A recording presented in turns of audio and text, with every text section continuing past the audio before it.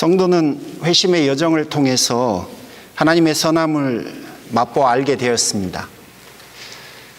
하나님 앞에 충만한 기쁨이 있다는 것을, 그리고 그분의 오른쪽에는 영원한 즐거움이 있음을 깨닫게 되었습니다.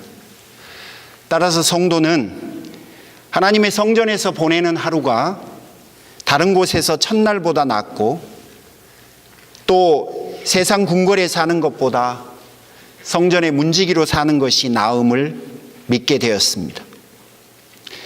예레미야 6장 16절은 선한 길이 어디인지 알아보고 그리로 가라.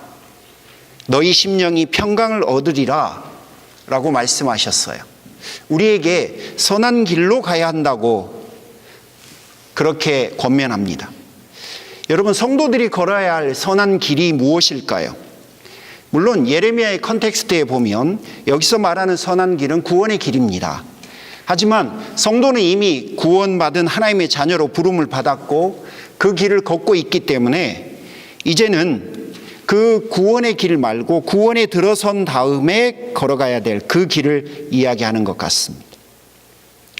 오늘 본문 13절에는 전에는 우리가 불의를 위해서 우리 몸과 우리의 삶을 사용했다라고 이야기합니다.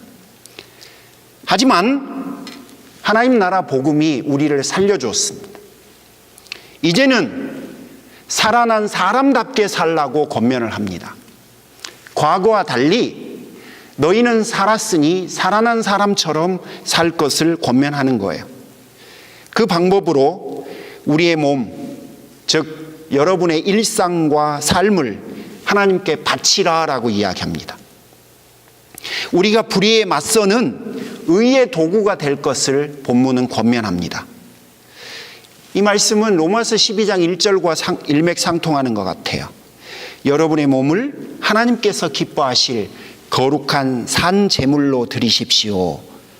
바로 그 산 제물로 드리라는 그 권면과 동일한 것 같습니다. 여러분, 우리의 삶을 하나님 앞에 산 제물로 드리고 우리의 삶을 그분에게 바친다라고 하는 말은 주님께 우리가 우리의 삶을 통해서 충성하겠다라는 그런 의미입니다. 자, 그렇다면 주님께 충성하겠다, 이 말은 흔히 우리가 한 단어로 즐겨서 씁니다. 순종이라고 합니다. 한 달 전쯤에요, 제주도 참조기가 물이 올랐다고 그랬어요. 양가 부모님들께 보내드렸습니다. 그랬더니 아주 좋아하시더라고요. 삼삼하게 소금해서 구워도 드시고 또 칼칼하게 매운탕도 끓여서 드시면 이게 그렇게 맛이 좋으시더래요. 우리 흔히 말하는 중국산하고 다르다고 그러시더라고요. 그래서 시간이 지나서 이번에는 뭘 좀 보내드릴까요? 무엇이 드시고 싶으세요? 여쭸더니 이분들이 뭐라고 하시냐면 다른 거 생각할 것도 없이 제주도 참조기를 다시 보내주면 좋겠대요. 왜냐하면 맛을 알기 때문에 그렇게 되신 거죠. 시간이 지났으니 그 조기의 맛이 더 들었겠죠. 은혜를 맛본 성도도 마찬가지입니다. 이전으로는 못 돌아갑니다. 이제는 안 됩니다. 왜냐하면 내가 은혜를 맛봤기 때문에 그래요. 하나님의 임재를 경험했기 때문에 그렇습니다. 하나님 나라 복음이 나에게 어떤 의미인지를 내가 이해했기 때문에 그렇습니다. 못 돌아갑니다. 그래서 성경을 보면 전 재산을 팔아서라도 보물이 묻힌 그 밭을 사야만 하죠. 삭개오처럼 소유의 절반을 가난한 사람들에게 주고서라도 그걸 버릴 수가 없어요. 혹시 자신이 빼앗은 것이 있다면 2배로 보상하겠다는 마음을 먹게 만들 수밖에 없습니다. 돌아갈 수가 없게 돼요. 바로 주님께 충성하며 인생을 쭉 그렇게 살고 싶은 마음이 들게 되어져 있습니다. 주님께 충성하는 삶, 우리는 이것을 순종이라 그렇게 부릅니다. 이렇듯 진정한 회심의 길을 걷는 성도는요, 어느 순간 주님께만 충성하는 순종이 당연한 상식이 됩니다. 이유는 그게 좋다는 걸 우리가 이미 알아버렸기 때문에. 좋은 것을 버릴 사람은 세상에 없습니다. 첫 번째 여러분들과 나누고 싶은 이야기는요, 성도가 된다는 것은 죄에서 그리스도에게로 충성의 대상을 바꾸는 것입니다. 오늘 본문 12절 13절에서 계속해서 반복적으로 이야기하는 게 바로 그겁니다. 너희는 불의의 도구였다. 죄에게 충성하는 한 너희들은 하나님을 대적하는 불의의 삶을 살았다. 하지만 하나님 나라 복음이, 그 십자가가 너희를 이제는 의의 도구로 부르게 되었다. 그러므로 너희는 더 이상 죄에게 충성하는 삶을 살지 말고 그리스도에게 충성하는 삶을 살아라. 그렇게 살면 너희의 인생은 의의 도구가 되는 멋진 인생을 살게 된다. 계속해서 권면합니다. 성도의 자유는 주님께 충성하는 것에서 찾을 수 있게 되는 거예요. 성도는 주님이 주신 자유로 기꺼이 의를 받아들여서 주님을 따르면서 살고자 하는 마음이 마음속에서부터 일어나게 됩니다. 어느 분의 글인지는 모르겠어요. 제가 어디서 읽었는지 기억이 안 나서 여러분 저자를 말씀을 못 드리겠습니다만, 거듭난 사람은 자신의 뜻대로 할 자유가 아니라 하나님께서 원하시는 대로 할 자유만 있다, 이렇게 말을 했어요. 다시 한번 말씀드려 볼게요. 거듭난 사람은 자신의 뜻대로 할 자유가 생긴 것이 아니라 하나님께서 원하시는 대로 할 자유만 있다라고 합니다. 내 마음대로 살아가는 건 성도의 자유가 아닙니다. 진리에 순종하며 살아가는 자유를 선택하는 것이 바로 성도의 삶입니다. 주님이 너무 좋다는 것을 우리가 이미 맛보아 알기 때문에 여러분, 그 좋은 것을 버릴 분은 세상에 없습니다. 모로코의 수도가 카사블랑카인 걸로 알고 있습니다. 그곳에 하산 2세 모스크라고 하는 게 있는데요, 세계에 있는 모스크 중에서 세 번째로 큰 거랍니다. 이게 바다를 매립해서 바다 위에다 건설했어요. 그러니까 멀리서 보면 그냥 바다 위에 떠 있는 것 같아요. 놀라운 것은 온 국민이 성금을 모아서 그 모스크를 건립했답니다. 중앙에 있는 탑은 높이가 200m가 높고요, 바닥은 대리석으로 깔았고 천정은 황금으로 장식을 했습니다. 하지만 모로코 국민들은 그런 집에서 못 삽니다. 자신들은 그런 집에서 안 살아도, 못 살아도 자신들이 섬기는 신에게는 그런 것들을 헌납했어요. 이분들은 사원에 들어갈 때는 꼭 신발을 벗습니다. 그리고 분수가에 가서 꼭 발을 깨끗이 씻고 얼굴을 세수를 합니다. 이마를 바닥에까지 닿게 기도를 합니다. 여러분, 왜 그렇습니까? 자신들이 섬기는 신에 대한 공경과 경외감을 표현하기 위해서 그렇습니다. 자, 이제 여러분에게 되묻고 싶습니다. 여러분이 하나님을 향해서 가지고 계신 경외감은 어떻게 표현하고 계십니까? 그분을 향한 공경과 그분을 향한 신앙은 여러분 어떻게 고백되어지고 계십니까? 설마 그런 거 안 해도 된다고 생각하십니까? 아니면 그런 형식적인 모든 것은 다 버려야 한다고 생각하십니까? 여러분, 성도는 그렇게 하지 않습니다. 성도는요, 그분께 충성함으로, 그분에게 순종함으로 우리의 최고의 경외감을 그분 앞에 고백하고 표현합니다. 따라서 하나님의 백성들에게는 그분을 향한 충성과 그분을 향한 순종이 날마다 상식처럼 자리 잡고 있게 되어집니다. 자, 그렇다면 우리가 말하는 대표적인 충성, 우리가 하는 그 순종, 그것은 어떻게 고백되어집니까? 여러분, 우리는 대부분 하나님 앞에 순종할 때요, 그 하나님의 말씀을 따르거나 그분을 따르거나 아니면 그분의 명령을 따르는 삶으로 우리의 순종을 고백합니다. 사실 우리가 기도할 때 우리의 이마를 땅에다까지 대지 않습니다. 그리고 성전에 들어올 때 신발을 벗지도 않고요, 성전에 들어오기 전에 여러분 발과 몸을 닦지도 않습니다. 우리는 그렇게 그분을 향한 순종을 고백하지는 않습니다. 우리는 그분을 따름으로, 그분의 말씀을 따름으로, 그리고 그분의 명령을 따름으로 우리의 경외감을 표현합니다. 그분을 향한 충성을 우리는 그렇게 표현합니다. 따라서 우리가 하는 충성, 우리가 하는 순종은 하나님 앞에 매우 중요합니다. 지난 사경회 때 여러분 만나셨던 양한갑 선교사님 분이 사경회 끝나고 한 2주쯤 지나서 주셨던 소식 중에 여러분에게 좀 알려드려야 될 게 있어요. 지금까지 그 나병 한센병에 치료제는 개발이 돼 있다고 그랬는데 여러분 예방약은 개발 안 됐다고 그랬잖아요. 근데 그 와중에 예방 백신이 개발이 됐답니다. 그래서 임상 실험이 거의 끝이 났고 FDA 승인까지 거쳤대요. 그래서 조만간 수년 내에 아마 이제 보급이 될 것 같습니다. 여러분 그렇게 되면 이제 한센병하고는 이제 인류와 점점 멀어지게 될 것 같습니다. 그분 이야기 간증 들으셨는데 그 중에 건축을 하겠다고 성전 건축을 위해서 기도원에 기도하러 올라갔는데 기도를 한참 하는데 주께서 너 사임해라 이렇게 이야기했다는 이야기 들으셨죠. 그래서 사임할 것이 정말 맞으면 증거를 보여주십시오 했더니 그 나뭇잎이 올라갔다가 다시 올라간 이야기 여러분 들으셨잖아요. 정말로 당황스럽죠. 성전을 건축할까요 말까요 라고 하는 성전 건축에 대한 그분의 뜻을 구하러 갔더니 주의 명령은 교회를 떠나라는 거예요.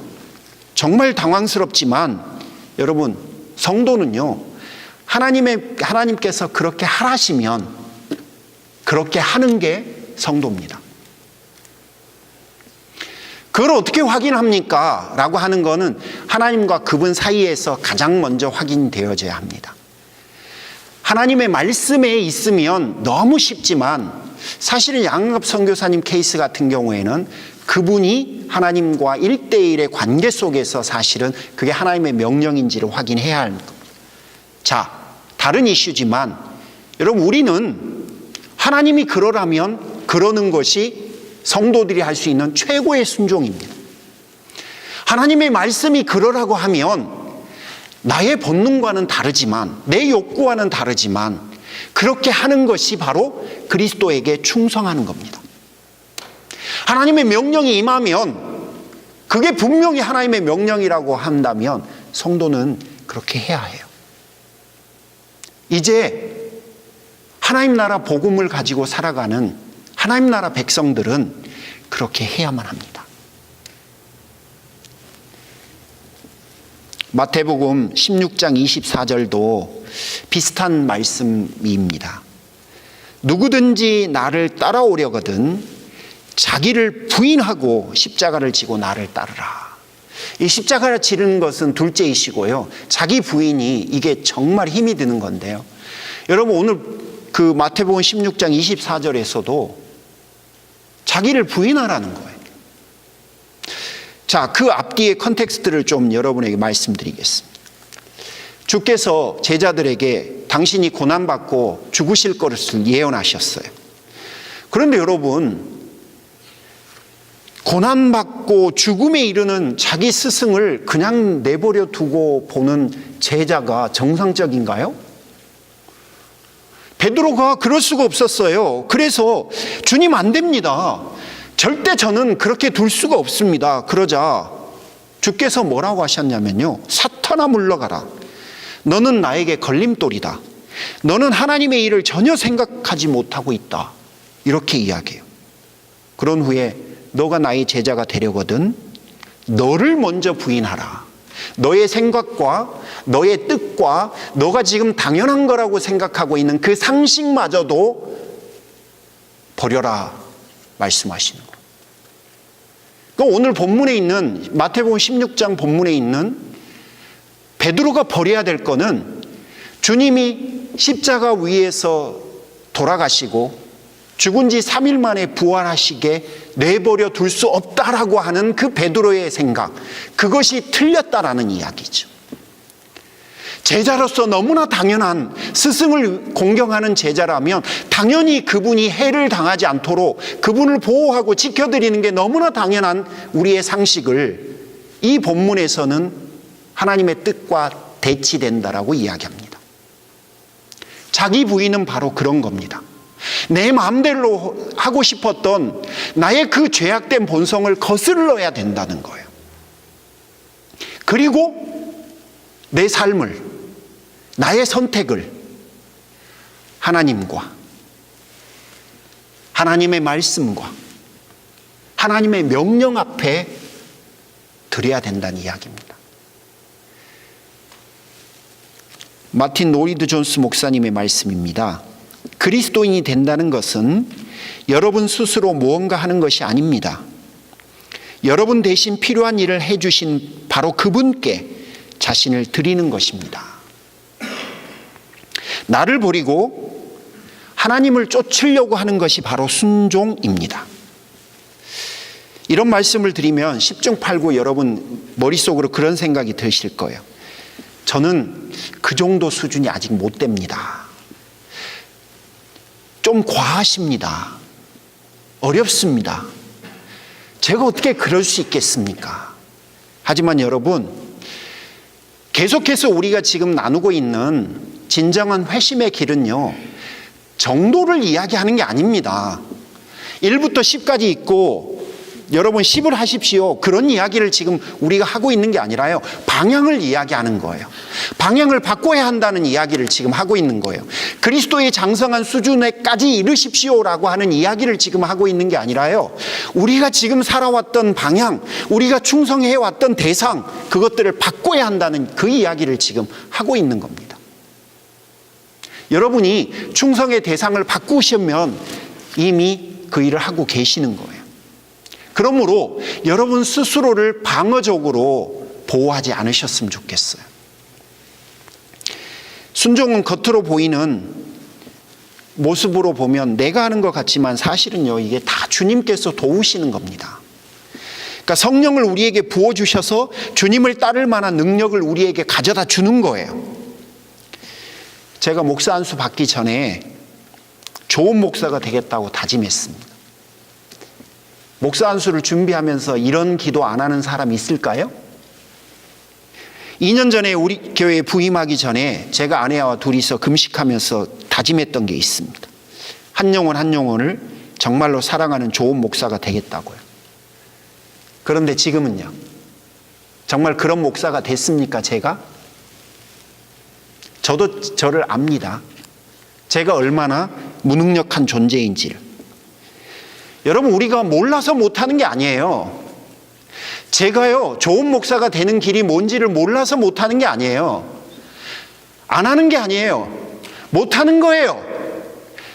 몰라서 못하는 게 아니라요, 그럴 만한 능력이 저에게 없어서 못하는 거예요.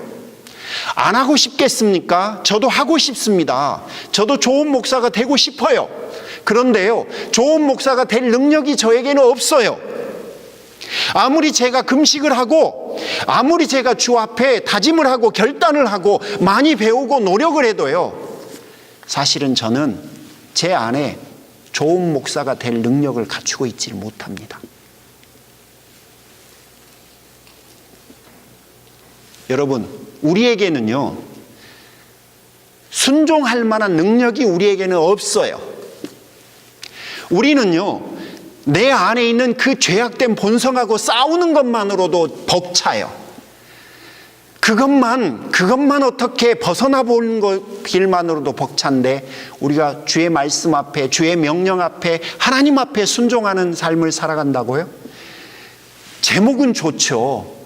순종이 상식이 되는 삶을 우리가 살아간다고요? 여러분, 우리 안에는 그런 능력이 없어요. 원래 우리는 그런 거를 이룰 만한 능력이 우리에게는 없는 사람들이에요.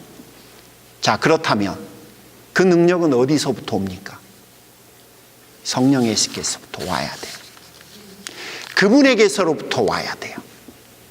여러분, 우리가 그 능력을 힘입을 수밖에 없어요.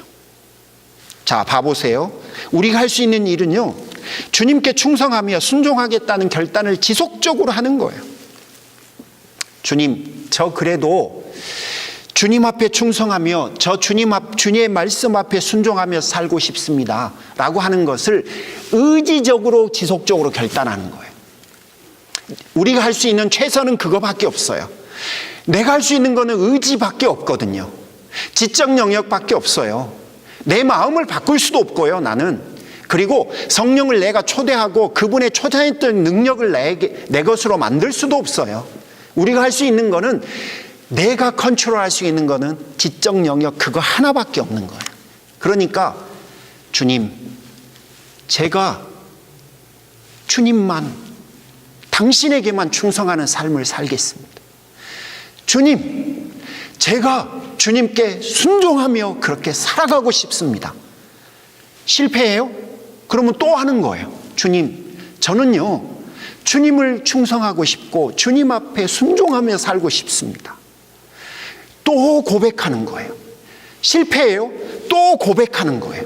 여러분, 우리가 할 수 있는 게 그게 전부예요. 내 마음 못 바꿔요. 나에게 성령의 기름 부으심 나 임하게 못 만들어요. 우리는 그거 하는 거예요. 그런데 거기다 한 가지를 더 할 수 있어요. 성령님을 초대하는 거예요. 내 인생으로, 내 삶으로 성령님 임재해 주십시오. 임재하셔서 오늘 또 부지 중에라도 저를 다스리십시오. 제가 주님께만 충성하며 살아갈 수 있도록, 제가 주님 앞에 순종하며 살아가는 삶을 살 수 있도록 성령님 임하십시오. 저를 다스려 주십시오. 저를 통치해 주십시오. 거기까지밖에 우리는 못해요. 그러면 여러분, 그분의 선하심이 우리의 인생을 다스리기 시작합니다. 이게 신앙의 신비예요. 나는 그럴 능력이 없는데 그분을 초대하면 그분이 나를 다스려줘요. 그리고 우리는 그것을 맛보게 됩니다. 그러면 신이 나기 시작해요. 아, 이게 신앙으로 산다는 거구나. 아, 이게 믿음으로 사는 행복이고 기쁨이구나. 여러분, 우리 눈이 열리게 돼요. 그게 흔히 말하는 영안이 열린다, 그런 표현들입니다. 세 번째, 하나님의 말씀을 이렇게 따라서 살면요, 그 다음에 굉장히 놀라운 일들이 벌어지는데요, 주님과 함께 우리가 하나님 나라를 통치하는 데 참여하게 됩니다. 요한복음 11장에 죽은 나사렛 이야기 기억하십니까? 그때 제가 주목했던 본문이 요한복음 11장 39절이었어요. 주께서 돌을 옮기라 라고 요구하셨어요. 돌을 옮기라고요? 아니, 죽은 사람도 살리시는 분이 돌을 못 옮기셔서 우리더러 돌을 옮기라는 걸까요? 그럴 리가 없는 거죠. 주님의 의도는 이런 걸 거예요. 나사로 살리는 일은 힘든 일이니까 내가 할 테니까 너희들은 돌 옮기는 거, 그 쉬운 일을 하라는 거예요. 그래서 우리가 함께 나사로를 살리자는 겁니다. 함께가 핵심이에요. 함께 살리자는 거예요. 여러분, 우리가 하나님의 말씀에 순종하면 주님 덕분에 하나님 나라를 통치하는 데 참여하게 됩니다. 나로서는 상상할 수도 없는 가슴 떨리는 순간들을 우리가 맞이하게 되는 거예요. 그런 경험들 여러분 다 해보셨을 거예요. 하나님의 말씀이 나를 통치하니까 내가 무슨 생각인지 모르겠지만, 아니, 예수 안 믿는 사람들을 열심히 섬겨보신 적이 있으실 거예요. 그런데 아니, 그분들이 예수님을 알아가고 신앙을 고백해가고 그 믿음이 그분들을 하나님을 향해서 막 커져가는 걸 여러분 보신 적이 있을 거예요. 여러분, 그게 바로 하나님의 통치에 여러분이 참여해 보신 거예요. 하나님의 다스리심에 여러분이 맛봐 보신 거예요. 언젠가 여러분에게 소개했던 그 하형록 목사님이란 분 이야기 한번 다시 여러분 리마인드 해드릴게요. P31이라고요. 그 잠언 31장대로 성경대로 비즈니스 하기란 책을 쓰신 분인데요. 이분이 원래는 사업가예요. 그런데 나중에 목회자가 되셔서 사업가 겸 목회자가 되신 거예요. 이분의 스토리는 이래요. 12살 때에 이민을 온 1.5세입니다. 공부를 잘했어요. 유펜에서 건축학을 전공을 합니다. 29살에 유명한 건축회사의 중역이 되고요. 나중에는 백악관 자문위원이 됩니다. 이분이 워낙 유명해져 버렸어요. 그런데요, 어느 날 고속도로 운전하던 중에 이분이 의식을 잃고 쓰러집니다. 어떻게 된 거냐? 심장 근육 모두가 죽어버려요. 심장이 안 뛰어요. 이제야 성공했나 싶은데 이분이 2번의 심장 이식 수술을 마치고 나서 그의 인생에 남은 거는요, 병원비 빚 40만 불밖에 안 남았어요. 그 다음 스토리들은 여러분이 상상하실 수 있을 거예요. 어쩌고 저쩌고 하다가 이분이 이런 고백을 합니다. 천근의 짐을 지는 것은 축복입니다. 오직 주님만 바라볼 수 있기 때문입니다. 몰랐어요. 본인이 29살에 그 멋들어진 회사에 중역이 되고 백악관에 가서 건축에 대한 자문을 할 정도의 실력이 되니까 그때는 아무것도 몰랐죠. 언제 알았냐면 그것들이 다 떨어져 나간 다음에 자신의 본질상의 그 모습, 본래의 자신의 모습 덩그러니 하나님의 은혜가 완전히 그분의 인생에서 다 없어져 버린, 그래서 자기 자신으로만 존재할 수밖에 없었던 그 모습이 되었을 때 그제서야 안 거예요. 뭐를요? 하나님의 은혜가 자신의 인생에 임하고, 그리고 자신을 위한 삶이 아니라 하나님 나라를 살아가는 한 명의 사람으로서 그분의 통치와 다스림을 함께 맛보면서 인생을 살아가는 것이 어떤 행복을 가져다 주는지, 어떤 의미가 있는 건지 몰랐어요. 자신의 스토리만 쓰고 싶었던 거죠. 사실 우리 대부분이 그렇습니다. 우리가 몰라요. 그래서 이분이 책을 쓴 거예요. 알려주고 싶어서, 우리에게 그걸 말해주고 싶어서, 하나님의 나라를 나를 통해서 나와 함께 그분의 스토리를 쓰고 싶어하는 그분의 마음과 그분의 의도를 우리에게 알려주고 싶은 거죠. 이분의 책에는요, 신앙인이 비즈니스로 성공하는 비결 그런 거 없어요. 단지 하나님 나라 백성으로서 그분과 함께 그 나라를 어떻게 쓰여져 가는 건지, 그리고 그것이 가져다주는 행복과 기쁨이 어떤 건지를 우리에게 말해주고 싶은 거예요. 여러분, 우리가 그랬으면 좋겠어요. 내가 하나님 나라 백성인데 그분과 함께 그 나라를 다스려가고 통치해가는 즐거움을 우리가 맛보며 살아갔으면 좋겠어요. 어떻게 하면 그것을 누리느냐? 순종하면 됩니다.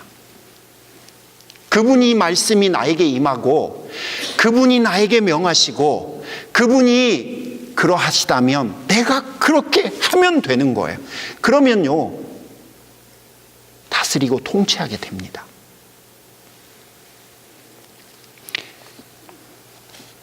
마지막으로 순종이 없는 삶에는 여러분 참 희한하죠. 아무 일도 안 일어나요. 순종이 없으면 절대 무슨 일이 벌어지지 않습니다. 우리가 말씀을 받아들이면 그 말씀이 우리의 심령 속에서 역사하잖아요. 그러니까 내가 하는 게 아니라 내 안에 뿌려진 그 말씀이 우리 안에서 역사를 하게 되는 거예요. 그런데 그게 없다고 해봐봐요. 그럼 아무 일도 안 일어나요. 히브리서 4장 12절, 하나님의 말씀은 살아있고 힘이 있어요. 살아있고 힘이 있어요. 그러니까 능력이 있는 거예요. 그래서 우리 안에서, 우리 인생 속에서 일하고 능력을 베푸는 것은 우리가 아니라 우리 안에 계신 그 말씀이 우리를 통해서 일을 하는 거죠. 주님도 비슷한 말씀 하셨어요. 마태복음 4장 4절에 사람이 빵으로만 살 것이 아니라 하나님 입에서 나오는 모든 말씀으로 살라고 우리에게 권면하셨어요. 다시 말씀드려요. 하나님 말씀이 우리의 마음속에 없으면요, 이거는요, 씨가 뿌려지지 않는 밭과 똑같아요. 아무것도 안 맺어요. 아무것도 안 자라요. 아무런 열매도 없어요. 아무리 시간이 많이 지나도요, 어떤 일도 일어나지 않아요. 오히려 시간이 지나면 잡초가 무성해질 거예요. 여러분, 여러분의 마음과 영혼이 온갖 부질없는 것들로 가득가득 채워지고 말 거예요. 심지어 우리는 그 부질없는 것이 부질없는 건지도 모르고 인생에 의미를 두고